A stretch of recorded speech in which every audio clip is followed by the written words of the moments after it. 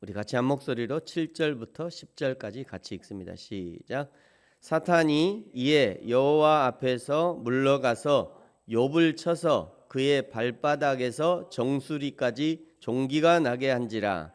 욥이 제 가운데 앉아서 질그릇 조각을 가져다가 몸을 긁고 있더니 그의 아내가 그에게 이르되 당신이 그래도 자기의 온전함을 굳게 지키느냐? 하나님을 욕하고 죽으라. 그가 이르되 그대의 말이 한 어리석은 여자의 말 같도다.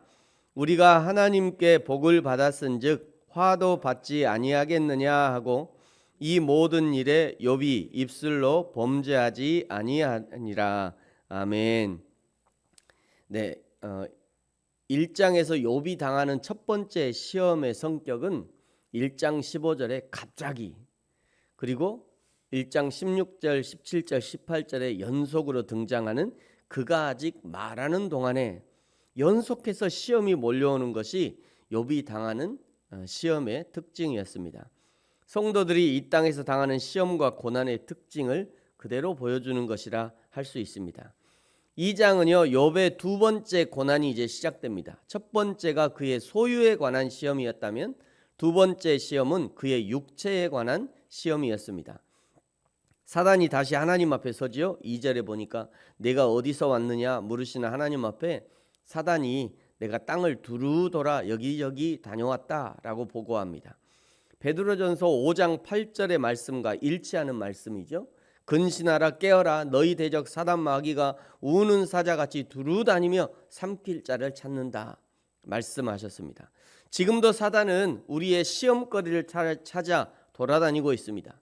평소에는 아무렇지도 않던 일들도 우리의 시선이 하나님을 벗어나면 오직 여호와 하나님으로 만족하지 못할 때 사단의 불화살에 공격을 당할 수 있는 것이죠. 첫 번째 소유에 관한 시험 이후에 하나님께서 욥에 대한 신뢰가 한층 높아진 것 같아요. 3절을 보십시오. 여호와께서 사탄에게 이르시되 내가 내 종 욥을 주의하여 보았느냐? 그와 같이 온전하고 정직하여 하나님을 경외하며 악에서 떠난 자가 세상에 없느니라.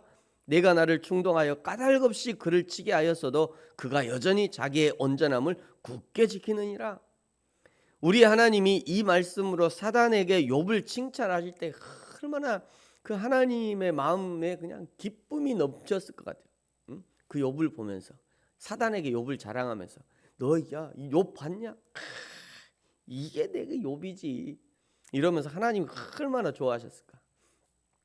여러분, 우리 하나님께서 저와 여러분을 생각할 때마다 이 욥을 향한 칭찬이 저와 여러분을 향한 칭찬이 되어지기를 축복합니다. 그러나 사단도 결코 만만하게 물러서지 않습니다. 4절에 보니까요, 가죽으로 가죽을 바꾼다 이런 말이 등장하죠. 이거 지금까지의 욥의 고난이 그저 수박 겉핥기식이었다 이런 의미입니다. 5절에 이번에는 그의 뼈와 살을 치면, 즉 생명의 위협을 느낄 정도로 고통을 주면 욥이 틀림없이 주를 향해 욕할 것이다 참소하죠. 6절에 하나님의 허락이 떨어지기가 무섭게 7절에 사단이 욥을 치고 욥의 정수리부터 발바닥까지 종기가 나게 합니다. 얼마나 이 종기의 고통이 심했던지 8절은 욥이 깨진 질그릇 조각을 가져다가 자기 몸을 긁고 있어요. 얼마나 아프면. 이 광경을 보고 9절에 욥의 아내가 차라리 하나님을 욕하고 죽는 것이 낫지 않겠냐 말을 할 정도로 처참한 상황이 되었다는 것을 알 수 있습니다. 욥의 아내의 말은요, 너무도 끔찍한 고통을 당하는 남편을 향해 사실은 위로하고 불쌍한 마음에서 나온 말이지만 그것은 사단의 말이었어요.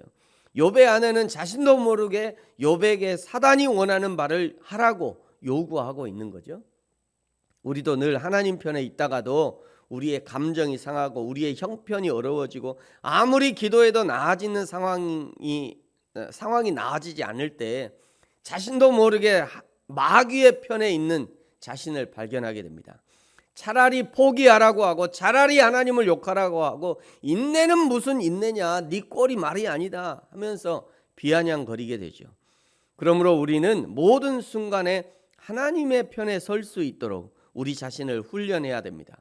나의 생각이, 나의 말이, 나의 행동이 하나님 편에 있어야 하는 거죠. 욥의 아내마저도 사단의 편에 서서 사단의 소리로 욥을 괴롭게 하지만 그러나 욥이 이 모든 일에 범죄하지 않습니다. 10절을 보십시오. 그가 이르되 그대의 말이 한 어리석은 여자의 말 같도다. 우리가 하나님께 복을 받았은즉 화도 받지 아니하겠느냐 하고 이 모든 일에 욥이 입술로 범죄하지 아니하니라. 욥이 범죄하지 않을 수 있었던 것은 지금 비록 이해할 수 없는 고난 중에 있지만 결코 그가 생각으로 하나님을 의심하지 않았기 때문입니다. 여러분, 생각을 주의하셔야 합니다. 사람과 동물이 다른 것은 생각하는 힘이 있다는 것이잖아요. 생각하지 않으면, 고민하지 않으면 인간은 죄에 흘러 떠내려가요. 이게 저 같은 사람은 굉장히 이게 즉흥적인 것들을 좋아하거든요. 그냥 탁 보면 그냥 이렇게 반응하고 막 이런 걸 이런 사람이 굉장히 위험해요. 그나마 제가 조금 이제 좋아져서 그렇죠. 저 같은 성격이 위험합니다. 아주 보면 그냥 즉흥적으로 뭔가 생각해내고 뭔가 행동해야 되고 이런 건 이제 고쳐야 돼요. 그나마 이제 어릴 때보다는 훨씬 좋아졌죠. 요즘 아이들의 문제 중에 하나는요, 이 스마트폰이 상당히 문제잖아요. 이 스마트폰은 생각하는 힘을 자꾸 이게 낮춰요. 그리고 아주 즉각 반응하게 하죠. 여기서 그냥 보고 누르고 보고 반응하고, 게임도 마찬가지잖아요. 보고 반응하고, 이게 어디서 와서 어디까지 이렇게 게임이 어떻게 될까 이게 전체적으로 생각하고 하는 게 아니라 그냥 그 안에서 즉석으로 하는 거예요. 그러니까 이 즉석으로 하는 것만 자꾸 늘지 생각하는 힘이 줄어든다는 거예요. 제가 핀란드인가 어느 나라는요 5년 만에 초등학교에서 모든 디지털 기기를 없앴대요. 그리고 다시 책으로 다시 교육을 전체 모든 학교에 모든 초등학교에 디지털 기계를 없애고 책으로 다시 한대요. 저는 매우 좋은 방향이라고 생각해요. 적어도 초등학생은 생각하는 힘을 길러야 되는데 그 나라가 그렇게 한다는 거 들으니까 저 나라는 참 바르게 가는구나 라는 생각이 좀 들었어요. 어른들은요, 어차피 이제 어른들은 이게 즉각적인 게 잘 안 돼요. 근데 어려서부터 그런 것들만 자꾸 발전하면요, 생각하는 힘이 사라지는 거예요. 생각하는 힘이 사라지면 동물하고 똑같아지는 겁니다. 요즘에 막 묻지마 폭력 이런 게 어른들이 하는 거 보셨어요? 묻지마 폭력을 어른들이 하는 거 보셨어요? 묻지마 폭력은요 대부분 젊은이들이 해요.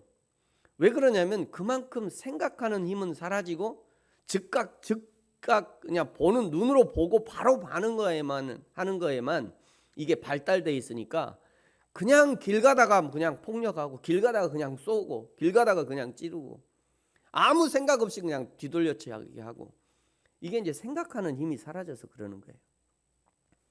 그래서 여러분 생각을 주의하셔야 합니다. 여러분 생각하는 힘을 기르셔야 돼요. 생각하는 힘을 길러야 동물과 다르게 되는 거예요. 생각하지 않으면 동물과 똑같아지는 거죠. 욥이 고난 중에 있다는 소식을 듣고 친구들이 달려왔습니다. 11절 후반절에 보면요, 대만 사람 엘리바스, 수아 사람 빌닷, 나아마 사람 소발, 이제 이 세 명이 와서 이제 3장부터 아주 본격적으로 이제 그 토론이 시작되죠. 그러나 12절을 보니까 온 몸에 종기가 돋고 욥을 알아보기 힘들 정도의 지경이 되어버렸습니다. 13절은요, 단 한마디도 말하지 않았다라고 성경이 기록하고 있죠. 욥의 고통이 말로 표현할 수 없는 고통이었다는 것을 보여주는 것이죠. 때로는 사람의 한마디 말보다 그저 곁에 있어주는 것만으로도 위로가 되는 경우가 있습니다. 사랑하는 성도 여러분, 저와 여러분도 늘 하나님 곁에 있으시기를 축복합니다. 가족 곁에 늘 있어주고요, 성도 곁에 늘 있어주십시오. 그것이 사랑의 표현입니다. 어제 오후에 어떤 집사님이 갑자기 전화가 왔어요. 자기 방에 있는 무거운 물건을 좀 이 방에서 저 방으로 옮겨야 되는데, 목사님 나 혼자 살고 아는 사람도 없고, 그러니까 목사님 좀 와주시오. 그래서 제가 얼른 갔다 왔어요. 얼마나 기쁘든지 누군가 나를 불러준다는 게, 그 사람의 그 급한 일, 그 일들에 대해서, 힘쓸 일들에 대해서 그 목사님이 생각났다는 거잖아요. 너무 감사하더라고요. 그래서 제가 얼른 가서 도와드리고요. 그러면서 제 마음이 굉장히 기뻤습니다. 정말 기뻤어요. 여러분, 급할 때, 도움이 필요할 때 성도님들이 편하게 전화할 수 있는 그런 목사님 것 같아서 너무나 감사했어요. 여러분, 언제든지 목사의 도움이 필요하거든 부르시기 바랍니다. 그래서 우리 교회 부르신 교회잖아요. 부르세요. 목사님도 부르시고.